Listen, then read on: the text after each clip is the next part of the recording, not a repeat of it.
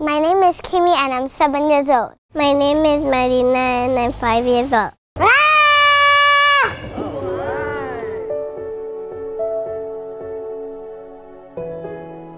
My favorite is pink, purple, and red.